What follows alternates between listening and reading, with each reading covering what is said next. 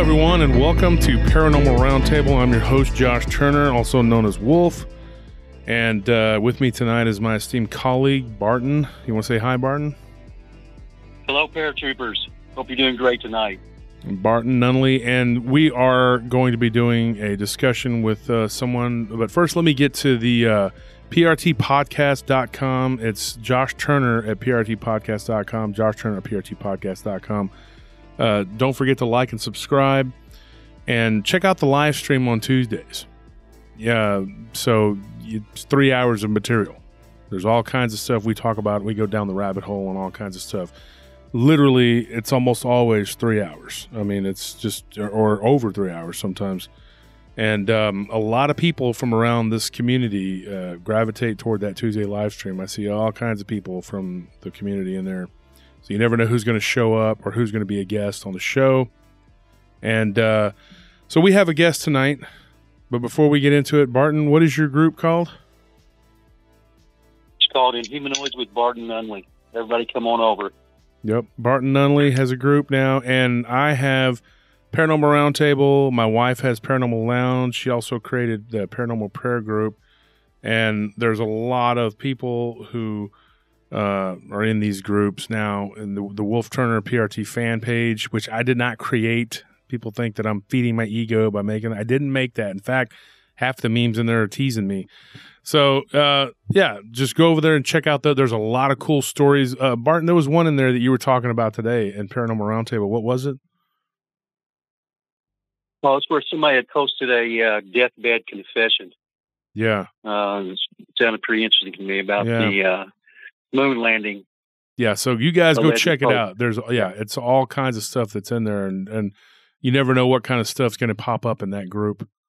So I don't want to say too much about the moon landing because I don't want to be having problems. But I will say there's some iffy stuff. Let's just put it that way. But anyway, we're going to get to our show here. Our guest tonight is Jesus Payan, and yes, he goes by Jesus. And some of you may know him, you may not. Jesus, you want to introduce yourself?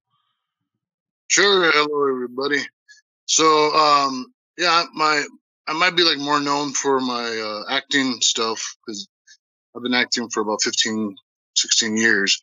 So I was in Breaking Bad and Better Call Saul, played Gonzo, and been in a bunch of other various movies and TV shows as the bad guy. But there's a lot of people out there that don't know me as an actor and know me as a paranormal researcher, Bigfoot hunter, UFO researcher, all the cool conspiracy stuff, and but mainly the majority of the people at the moment know me for Bigfoot stuff. They would be more than likely listening to this podcast. Yeah, and you're Bigfoot. Wow. You have a channel, right, on YouTube. What's it called? Breaking Bigfoot. Yep. That's pretty clever. So, I was introduced to you by a mutual friend. And we started talking the other night, and of course, I had work obligations. I apologize, and we didn't get to finish talking, but we talked for over an hour, and very interesting things you had to say. Let's get started. Okay, so I asked you the question when we first started talking, how did you get into this, and how did it start with you?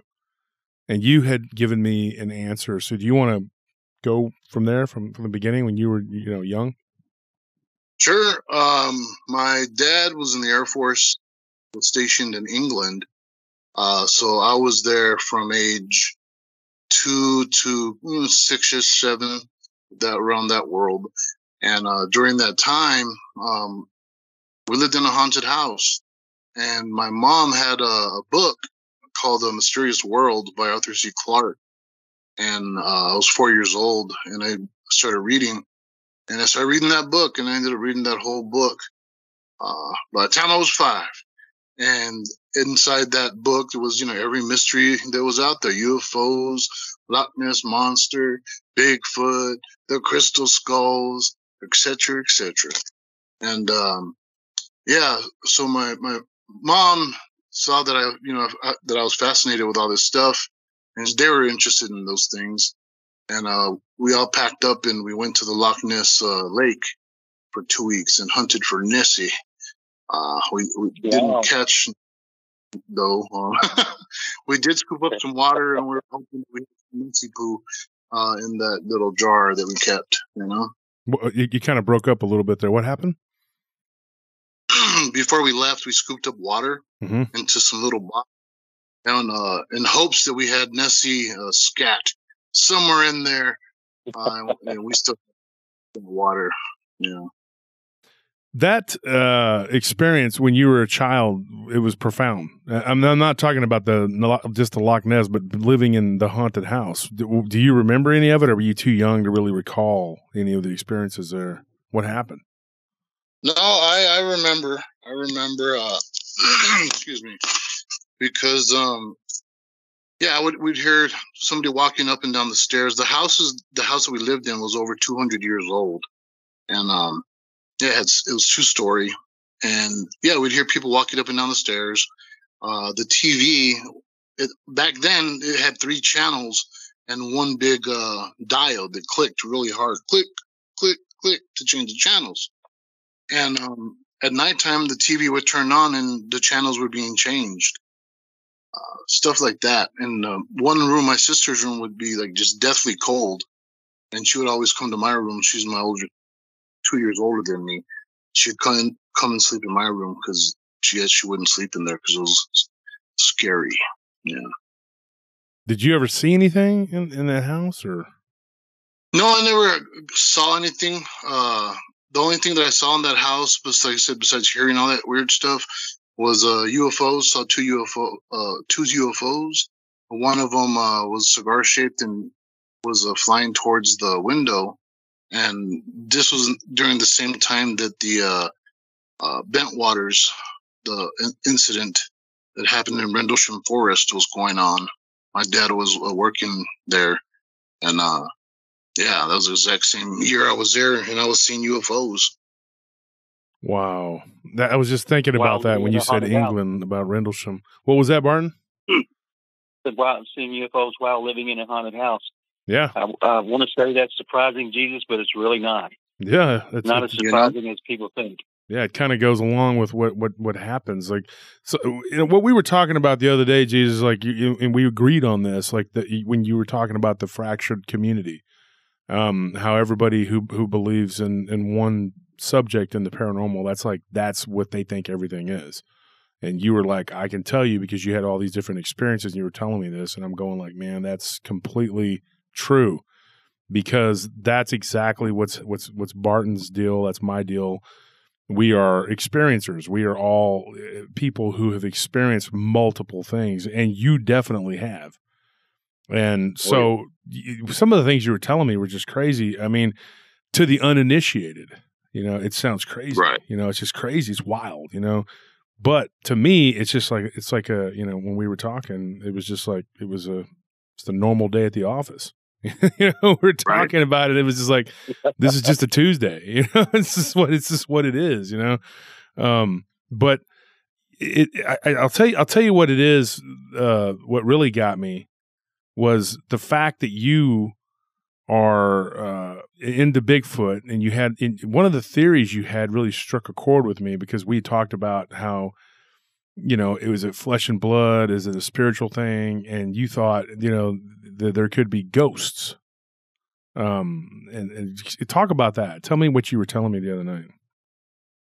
Okay, so what I was saying was that we are possibly dealing with both the pure physical and the spiritual, or I don't know how else you describe it, paranormal, ethereal.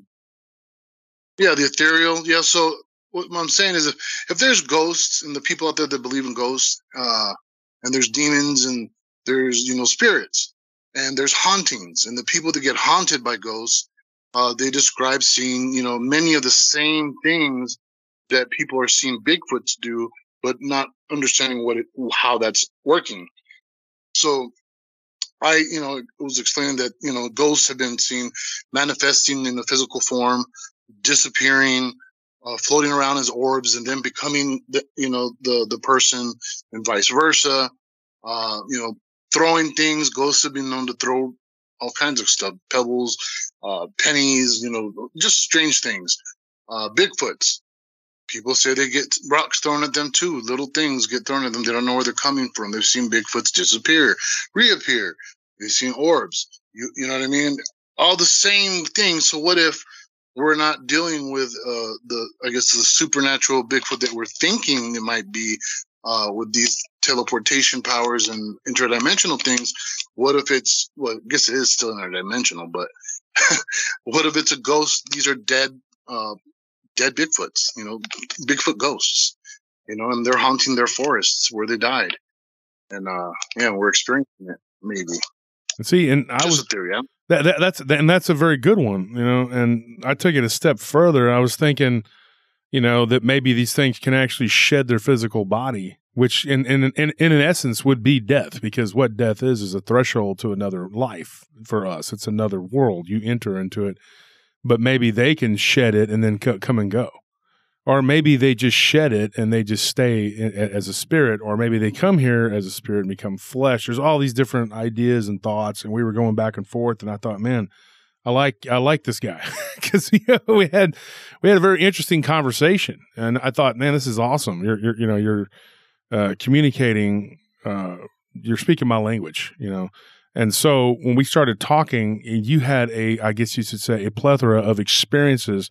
And Barton, one of the things that me and Jesus were talking about the other day, it was that not only with the UFO experiences, but while he was living in the haunted house, but he's also had Bigfoot experiences. And people who are strict on the flesh and blood Bigfoot, spectrum, what they would say is, oh, that's almost impossible, to have that. But they don't believe in experiencers because they're grounded in the flesh. So it limits them as researchers, in my opinion, and it limits anybody who doesn't understand that this is all connected. But you definitely are a person that can help to bring that home and explain that to people.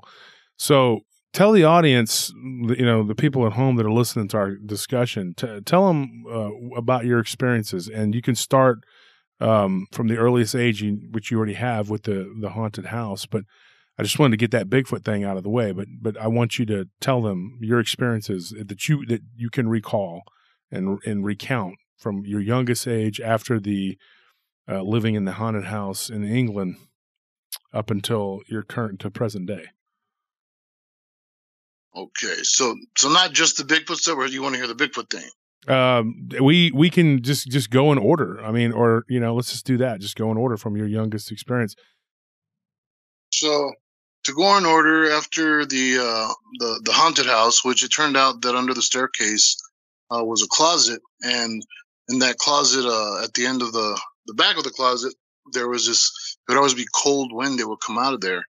My parents did some research and found out that behind that wooden wall was, I guess they used to have slaves back then, and that's where they would store the slaves and keep them. And a lot of them died in there and are still in there, their bones. So that was interesting, After that, we moved to the States, and yeah, it was more seeing UFOs every once in a while, experiencing like ghost stuff. But yeah, I always saw UFOs. No matter what year it was, no matter where I would be seeing UFOs and having strange dreams. And it was when I turned, I would say, 8 or 9, and we're living in New Mexico.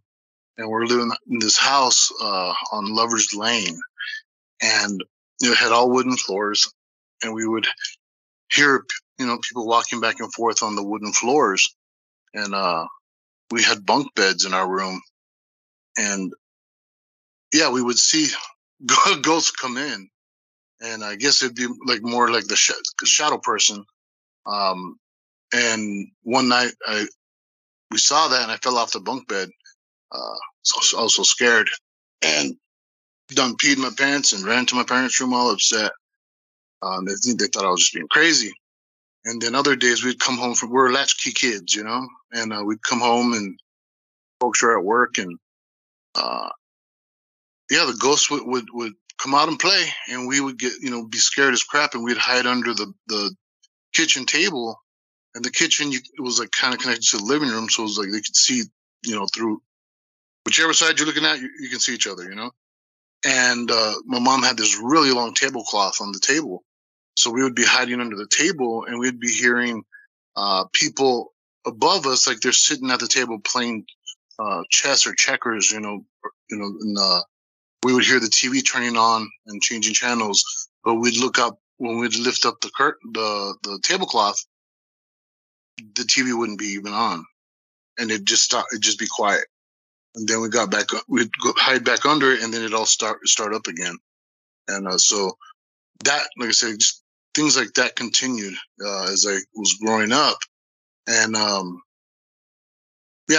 kept on drawing pictures of green, scary monsters with big eyes. And my mom would always hate when I draw pictures like that. She said that it was scary. I shouldn't think of that and give myself nightmares. And still continuing to see UFOs.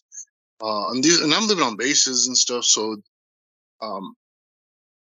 one day I'm talking to my friends. I'm 12 years old now. We're living in Tucson, Arizona. And yeah, I'd seen another UFO, And I was talking to my friends, and I was like, "Hey guys, did you see that UFO the other night?" And they're like, "What?" I go, "The UFO, the big old glowing thing, kind of just sits there in the sky, And they thought I was freaking nuts, you know what I mean? And that's when I realized that wasn't normal. I thought it was normal, to be seeing stuff like that all the time. And then we moved from there back to New Mexico, and the strangest stuff continued, seeing UFOs and, weird things happening. And when I would say in 1999, I was living in Paso, Texas, and out of visitations like I'd never received before, because before that point in my life, any of my visitations with UFOs and abductions, they kept it pretty, like the flashy thing on Men in Black. Mm-hmm. So I didn't remember a lot from back then, just little glimpses here and there. Not, they didn't show up and let me remember what they did. You know what I mean? As I was growing up. But in 1999, I don't know what happened, but they were just out of control, showing themselves to me. And it scared the crap out of me. I wasn't like, all Disney with birds, on my shoulders and stuff, chirping away. That crap scared the heck out of me. And got to the point where I had covered all my windows in my my house trailer with canvas, black canvas, because they had been looking in my window at me. Very subtly. They'll knock on the window, tung, tung, tung. And I look, and big old black eye, looking back at me. So wait, you were like 23 years old at this time, right? Yeah. Yeah. And so you were in your early 20s, and you were witnessing. So like you saw like what could be described as an alien looking in your window? Yeah. Yeah. What did it look like? What do you remember it looking like? It looked like the traditional gray, big head, big almond-shaped eyes. The chin comes to almost a point. The nose was not a real big nose, just barely protruded with two little holes, But yeah, it was. I'd be in my room. I lived there, by myself, and I'd live in my room, be in my room laying down, and the bedroom door was a sliding piece of wood door, single wide old school 70s trailer. And I'd hear them running up and down the hallway and touching my door and running around. And wherever my head was, they would knock 3 times on the wall. And I would just, hope I fell asleep, quickly. And sometimes they would pull my sheets down, like from the foot of the bed, and pull all the sheets down. And that was scarier than crap because I would try to tug them back. You know, we'd like have a little tug of war, but I never won. And in that room one time, there is a where a dresser would go, the indentation for a dresser, and then and it would be flush with the closet. You know what I mean? But if there's no dresser there you got the indentation where it would have gone. And one night, you know, in my room, lay down to go to sleep, and all the usual ruckus starts. And I notice in the corner, there's one standing in the corner, staring at me, scared the crap out of me. I blacked out. So the next day, I used thumbtacks and put up material, and they kind of made a curtain, thinking I had defeated them. And I was like, ha ha ha! Now I can't see you because you'll be behind the curtain, you know? And that didn't help nothing, because the next night I got to see little long fingers grab the curtain and pull aside and look out at me, which was even scarier, you know? And from there, I got called by a family friend, and apparently their mom gave up all her kids. She just couldn't do it no more and left. And it was his little brothers and sisters, and he didn't live in the state.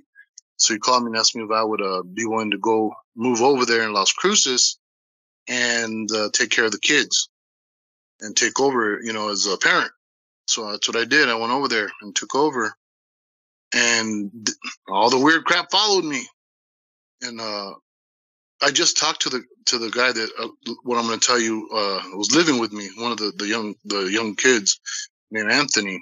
He lives in New York now, and he's reached out to me again recently to talk about what happened, because he started questioning if it really happened, and he wanted to know if he was just dreaming up these memories, or if I really saw that stuff too, you know. And so moved over to Las Cruces, and having those little grays coming into the house. There was 2 boys and 1 girl. The girl ended up moving in with her auntie, so it was just me, Anthony, and the little brother. And they were 16 and 11 years old. And so they got to witness a lot of these things.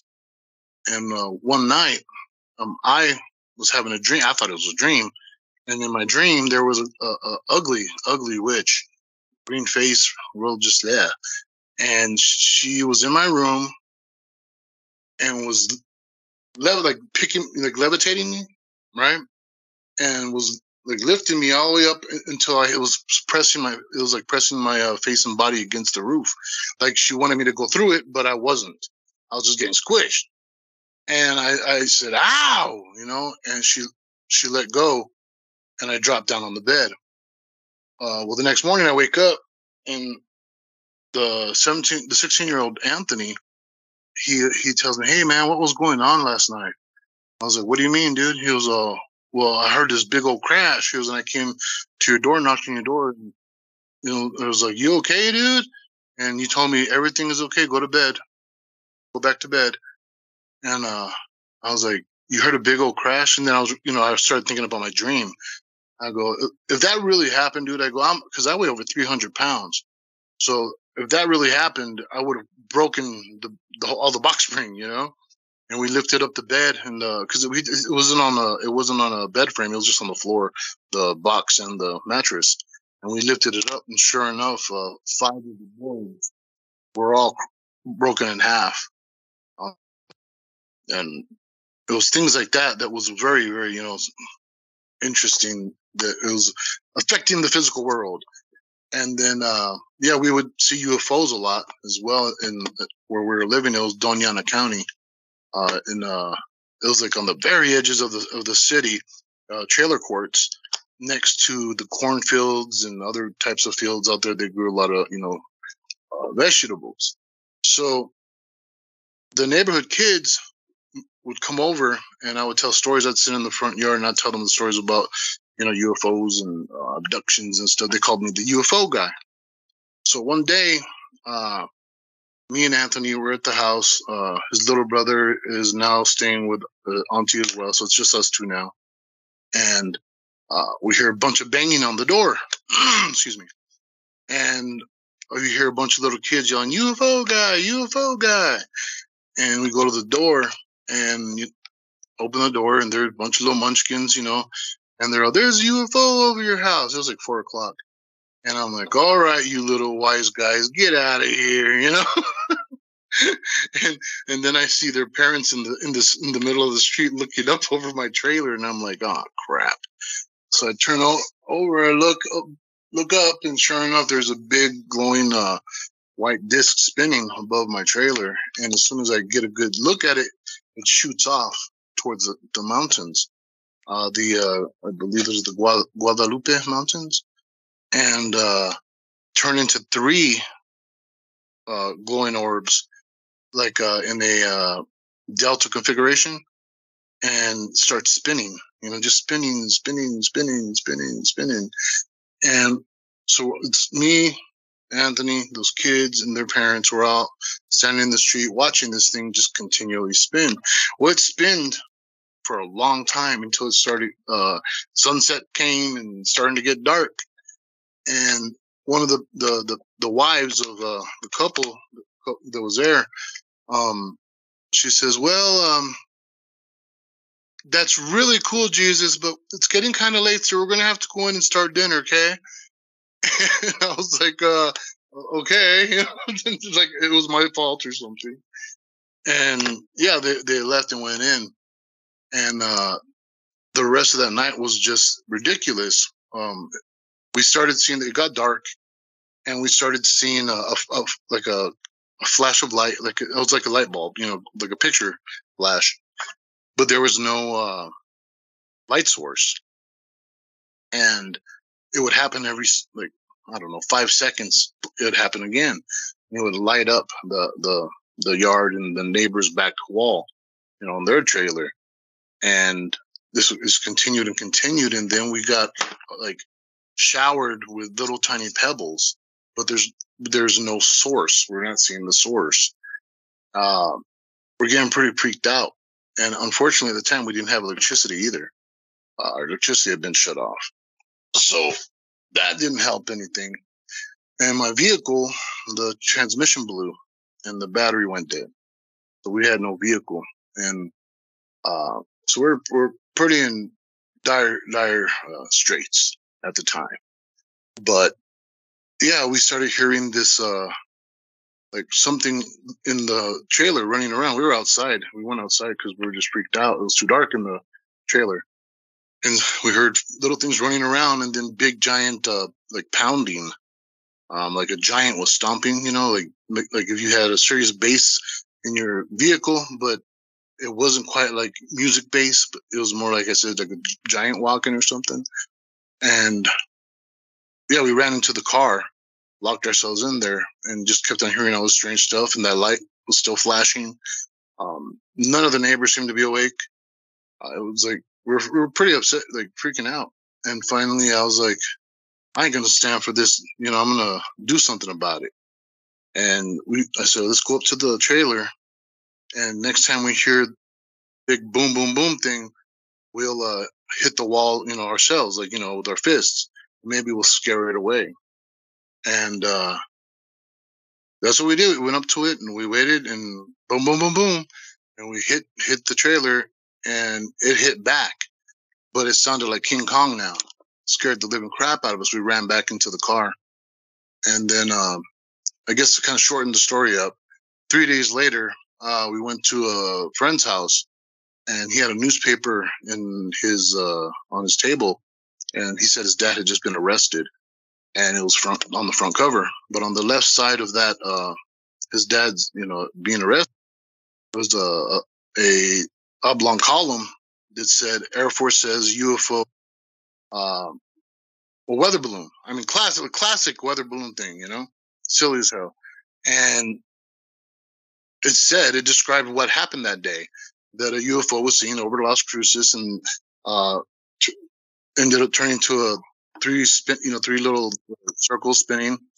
And my uncle, he worked for 911 in El Paso.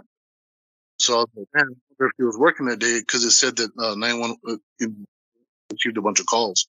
So in reports of UFO, the UFO was reported from El Paso, Texas, and Las Cruces, because they share a common mountain on either side, you know.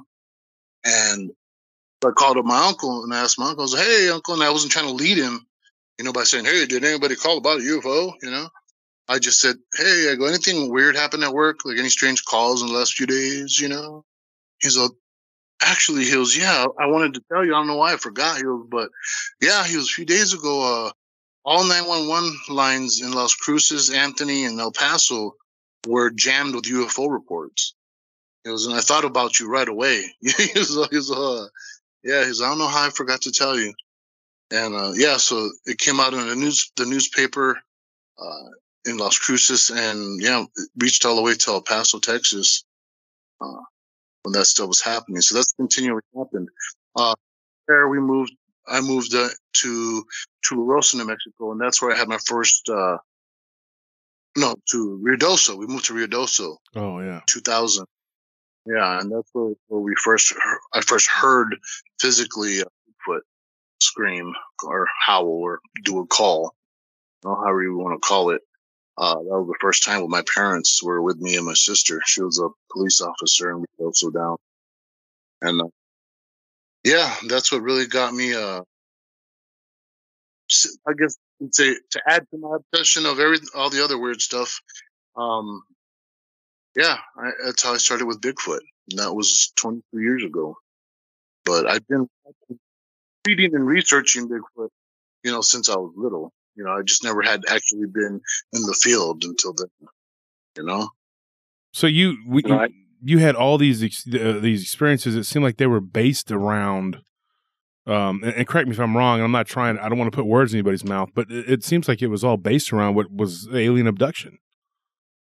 Like that was the beginning, like the crux of it, you know.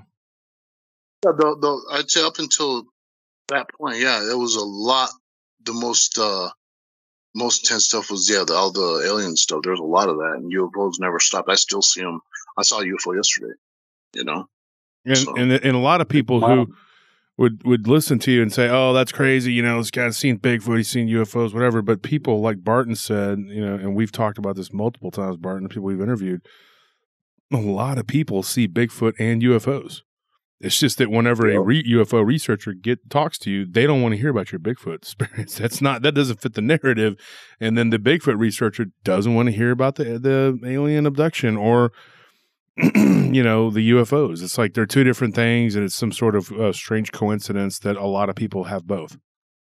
And then there'll be researchers that'll tell me, well, I don't get any reports of people who've seen both. And I'm like, wow, that's crazy that you don't get that, because I get bunches of them. And they're like, oh, it's because you do paranormal. But then they also classify paranormal as the study. Like it has nothing to do with Bigfoot or, you know, and I go back to the thing where people say, well, the Native Americans had more knowledge than us and they understood the world around us better. And these same people, I'll catch them slipping on a podcast or something, and they'll be like, well, I don't believe that Bigfoot's a spiritual creature. And you're like, wait a minute, weren't you the same guy that said you believe in what the Native Americans say? Well, most of the Native Americans tell us that Bigfoot is a spirit. And they are just, I mean, almost all of them across the board look at him as another type of human, but it's a spiritual being, you know. And so it's hard. You can't really have your cake and eat it too. And it's just the same thing with people who are Christian or Muslim. They have a very strict belief that everything is a demon or a jinn. That's not something they can really explain. And I'm going like, dude, that's a very simplified, you know, answer for all this. I mean, like when you look at what you went through, we did a show. I don't know how long ago it's been now, but it was called Celestial Bigfoot, and I caught some backlash for that. I think it was like 2 years ago, and Barton wasn't with me at that time, but it was, you know, it basically was giving the points that, you know, that Bigfoot, there is a connection between Bigfoot and alien abduction and UFOs because people have reported it, you know. And so when we did that show, there were people that told me, that's impossible. There's no way that they could, that there's a connection. There's just, and I'm like, why not? Why is it that it's so hard to accept that someone can have both experiences? It's just so out of the realm of normality. Just us three sitting here talking, we've all had these weird experiences. How normal is that, right? I mean, it's weird to have one of these. Like, it's weird to have UFO and alien abduction. It's out of the realm of normality, right? It's weird to see ghosts. It's weird to have Bigfoot. But when you start breaking it down, it's not really that weird to have all of them, because a lot of people who've had one, you don't really get the full scope of the story of what they've been through, because you're just listening to a podcast about Dogman or Bigfoot or alien abduction, and they don't care about the rest of they just throw it out, and then you don't ever hear about that part of it, which is just, to me, it's shocking how much of it goes unreported, because a lot of people, they only want to hear your Bigfoot stories, and then that's it. Right. And then they walk away from you, and you could say, well, wait a minute, I lived in a haunted house. It was, if you want to call it the haunted house, what I lived in was it was beyond haunted. It was ridiculous. But they're like, oh, well, sorry, call somebody else for that, because they just don't care to hear about anything but what they're studying. That's it. Exactly. Mm-hmm. So when you were going through all this, Jesus, let me ask you a question. It's intriguing. Like you said, the curtain. So like you put up a curtain like on the inside of your house, and they were able to reach through like the wall and move the curtain. Well, the way it is, imagine a room, a rectangular room, okay? And you got a rectangular room, and you want a closet. So in the back wall, you build a protruding closet, but it takes up space. On the right side now, you have an indention where you can put something. Usually in trailers, they would put a dresser there, and that would make that back wall flush. So there was no dresser there, and I hung up a curtain to make it run flush with the protruding closet. So I couldn't see them standing in the corner staring at me. So however they got behind the damn curtain, I don't know. But at some point they got to the curtain, maybe they walked through the wall, or I don't know, just appeared there, manifested there. I don't know.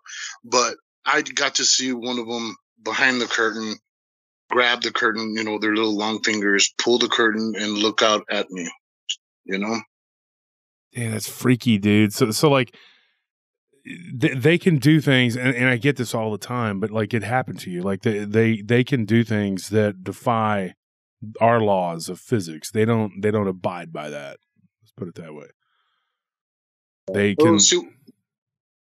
What? I'm sorry. Oh no! I was saying they can manipulate. Go ahead and tell us more. Okay, so same place. We're jumping backwards a little bit, back to El Paso before I went to Las Cruces in '99, and I'm back in that trailer. All this craziness is going on. I don't understand it because up until that point, I hadn't quite officially accepted that I was dealing with abduction and aliens, because they never showed themselves to me as much as I had seen them at this point. And I thought it had all been ghosts, I just happened to see UFOs all the time.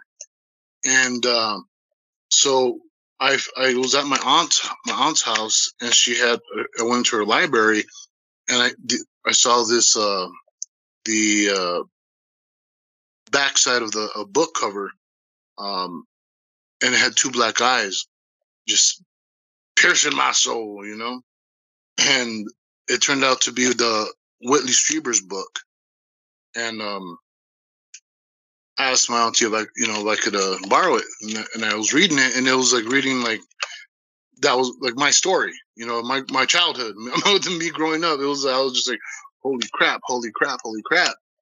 And he said in that book that until he accepted what was going on, did it not become scary anymore. And he had told them, kind of like laid down and sent the mental message that he's no longer scared, that it's okay. He's going to go willingly, feel free to come and get me whenever. So, because I thought I was going nuts, man. I decided to give that. Whitley Strieber's, that would be his book, Communion, right, Jesus? Yes, Communion. Yeah, oh yeah. He's quite a few, The Secret School, all kinds of stuff. And so I tried to do the same thing. So I went in, I had broken my tailbone during this time. At my cousin's house, I fell down his stairs. And I didn't fall down it was comically, but not the traditional tumbling downstairs. It was I slipped on the top stairs, about to go down the stairs, and I bounced on my butt all the way down the stairs and broke my butt bone. And so I couldn't sleep on my back at all. I always slept on my stomach. And some of the things that Whitley had said in his book to do is to look for telltale signs. And things you can do to kind of like set up a situation where you can see if you've been taken or not, And so that's what I did, He said, put your bed against the wall. So if they pull you off your bed, it'll pull away from the wall of the bed. When you come back, if the bed's not near the wall, you might have been taken. Stuff like that. So I was like, okay, here we go. And I went in the bedroom. Which now there was 2 bedrooms, one on each end of the trailer, and up to this point, I was so scared of that other room now because they were messing with me big time. I stopped staying in that room, and I thought it would help a little bit by switching rooms. So now I'm in this other room that's by the street, in this trailer court in El Paso, and it was on Vulcan Street, of course. So I laid down on my stomach. I hadn't even turned off the lights. And I think in my head, exactly what he did. And I said, hey, I'm not scared no more. Come on down. Come and get me. I'm willing to go. Let's do this. All right. I won't fight you, And I hear a mental voice just says, look out the window. And I push I kind of push myself up like a push-up almost, and look out the trailer window. I had the blinds, you twist the little thing, Venetian blinds, and I opened them up with my hands, and there was a big black eye right there, looking, with a dark gray skin around the eye, looking back at me, and I screamed like a little girl, and I went limp. So I landed on my arms, on my, facing down on the bed. And I heard that mental voice again, and it said, here we go again. And that's when I felt something grab my ankles, and I started getting pulled off my bed. And I knew I was getting pulled off my bed because even though I was paralyzed, my arms were moving across my chest and into my face. And that's when I blacked out. And I came, when I woke up in the morning, I thought it was Sunday, and I got up and I called my cousin Ruben, because every Sunday we would go to the dollar movies and watch like 3-4 movies in a row, and that was our Sunday. We'd hang out and just be silly young cousins. And so I called him, and he was upset. He was like, "Where the hell have you been, man?" I was like, "What do you mean, where have I been?" And I go, I just woke up. It's Sunday. Let's go to the movies. He was like, stop messing around, dude. Where the hell have you been? I went to your house. You weren't there. It was your car was there. Everything was there. It was your inhaler of asthma. Your keys were there. He was, but you were not. You weren't there. I called your mom. We called the police, and listen, they said that it needed to be 24 hours, before they could do anything. And my mom told my cousin to just wait, because I might have just went with somebody somewhere, that I got picked up or something. So I was like, dude, what the hell are you talking about, bro? Stop messing around. It's Sunday. Let's go to the movies. And I go, and he's stupid. It's Wednesday. It was Saturday night when I went to sleep and did that. And, wow! It was now Wednesday. Yeah. So that's serious missing time. When you experienced that missing time, you had no recollection, no memories at all. Was there anything? Did it come back to you in pieces, or I mean, did you have any other experience? Did you come to any recollections of it at all? Yeah, a little bit later. Not tons of recollections, but one very odd thing.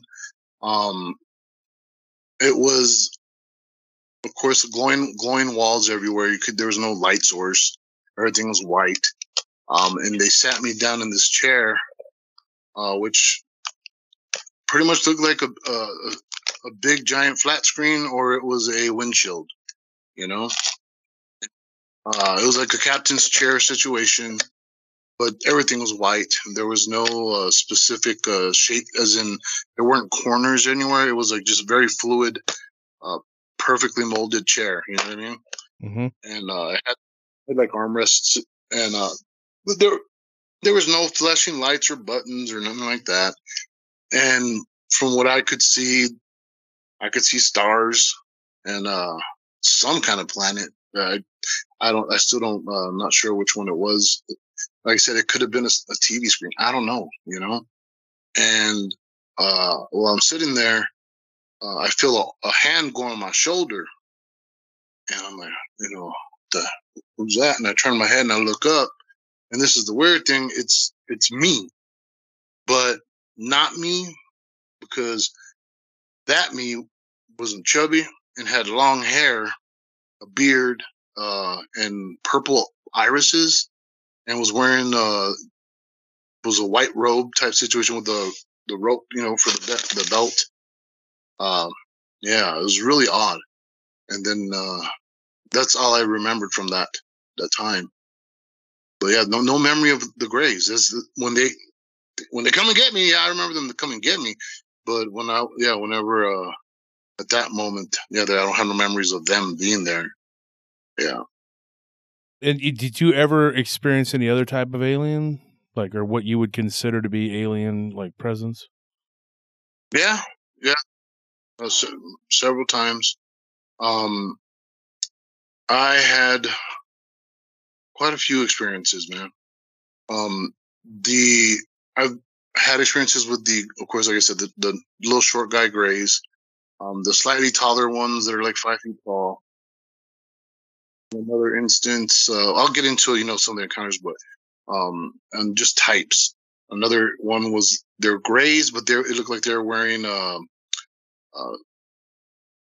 swimming gear, like swimming diving suits, you know, with turtlenecks, but all black. Their heads were not so how could I say the pointy chin and the big head. They were more like sideways oval shaped heads, dark gray skin still, but their heads weren't the same shape as that. Same black eyes, big old, you know, black eyes, but different shapes of eyes. Another time that I can remember, what reminded me of the big giant, you know, statue over there, you know, the big statues that are those big brown ones with the big ears and noses and all that. You know what I'm talking about? Not real sure. Big statues? Are you talking about Easter Island by any chance? Yeah, the Easter Island statues. The heads, the Easter Island heads. Okay, yeah, I get it. Yeah, so they look like them, but not statues that are real. They were like, I would say at least in the world of 15 to 20 feet tall. They're very old. Their skin looked like ancient leather. Their ears were huge, giant earlobes. And they were like in a circle around me. I was in the middle. And they were talking to each other. It sounded really guttural. Like real deep guttural. It didn't sound like words to me, but for whatever reason, I could understand what they were saying. And they were having me do things like physical jumping up and down and doing like trying to do push-ups and weird physical things, and one of them said, "I can't believe he's able to do these things with his body in that condition." And I remember that specifically because that kind of hurt my feelings. You know what I mean? I was like, not worried about these big old giants. I was more upset because they were talking crap because I'm chubby, and they didn't think I could, move like that. But yeah. So that was just one that I never saw them again. That was a one-time thing with them. With the oval-headed guys, it was a very weird thing. I thought I was dreaming, of course. So who knows? It could have been a dream. So I wake up in this dream, and it looks like the Old South, where they have the big like mansions with the plantations, in the South. Yeah, that kind of play of the willow trees and the whole deal. And I'm in somebody's backyard, and there's like these, looks like two old Italian 60s little tiny cars that are just they don't run or nothing. They're kind of like riding away in their backyard, whoever's house this is, and the grass is overgrown, around them and everything. And I hear a dog barking, and I'm like, oh my God, there's a dog in one of those cars stuck. It's hot out here. It's gonna die, So I run up to the car, and I open the door, and where your feet would go in the driver's seat looked like kind of just black blank. There was no bottom, and then a little dog jumped out of it. Just I don't know where, just blue. It reminded me of a Jack Russell Terrier, and I follow it, and it runs to the side of the house and runs into the side door, which led into a kitchen. And so I go into this kitchen, and it's a really pretty kitchen. My mom would have loved it. It had brass, everything hanging from the ceiling, and the beautiful, island kitchen and all that. And the dog runs from the kitchen. There's like a big opening, no doorway, that leads to a sitting room. It looks like a sitting room, and you have to take a step down to go into that room. And there's this little lady sitting on the couch in that room, and the dog runs up and jumps onto the couch and then turns to a little girl. And I'm just like, what the heck is going on? This is just nuts. And I asked that lady, I go, ma'am, that dog was stuck in your car. Just wondering, is that your dog? Well, was your dog? And she just looks at me, turns her head and smiles and keeps on knitting. And I'm like, what the hell? This is a weird dream, man. And I turn around, and I see 5 of the Greys in their black suits, and they're talking amongst themselves. And one of them has like some kind of weird clipboard and a weird looking pen, and he's touching it to the clipboard, and they're talking. And I hear, again, they're talking it sounds like a different language, but for whatever reason, I could understand them. And I hear one say, keep on speaking in this tongue so he doesn't understand what we're saying. And I look at them and I say, I know exactly what you're saying. And as soon as I said that, they all turned their heads, looked at me, and blacked out. And then I woke up, I was back in my room again. So lots of weird, strange things like that that's happened over the years. One time, this was at my mom's house, and my dad was out of town driving the big rigs. And my mom wakes me up one night, and all upset. And she said that somebody had broken into the house, and that she was upset because she was trying to call my name, and I just didn't show up. And my room's just across the hallway. And finally, she was able to run to my room. And she said that she was in her room getting ready for bed, and she had her touch lamp on the light, the dimmest setting. And she had just laid down when she looked over to her closet. It was like half open. It has 2 doors that are kind of like an accordion, And she said there was she thought was a crackhead standing there. She was horribly skinny. He had these big black eyes, and real wispy blonde hair on the top of his head. And he was naked except for he was wearing red Speedos, she said, or something. And he had he was like yellowish, grayish skin. And she said, I looked at him and he looked at me and he looked shocked. Like, she said that like I wasn't supposed to see him. She was, and that's when I started trying to call you because I didn't know what was going on. I thought a crackhead broke in. And she thought it was a crackhead? Well, she said she'd never seen nothing like that before, and he was like super skinny, you know? And only thing she could think of was that must be some type of, fucking crazy crackhead. It's crazy, dude. I mean, I'm not laughing at, but it's funny because she was like, I just thought a crackhead broke in. That's horrible. Yeah, see, and then like with my grandma, because I started, once this was like really happening to me in a major way, and it was a very prominent thing in my life, I started researching. That's what got me researching the abduction experience. So I was trying to understand what the hell was happening to me, And that's when I started paying attention more to when I would visit and trying to experiment, with stuff. It's very, very nutsols. And because like I got to meet Travis Walton and a lot of people I ended up running into that were abductees. It was just like out of nowhere, we're just running into each other. They're real weird. It's like we're attracted to each other. When did you correspond with Travis? We both were speaking for a UFO conference. Oh wow! Yeah, because I've messaged with him back and forth, but we haven't gotten together. He's been interviewed a lot, and I don't really know what I could anything I can provide new. Right? No, we went to dinner.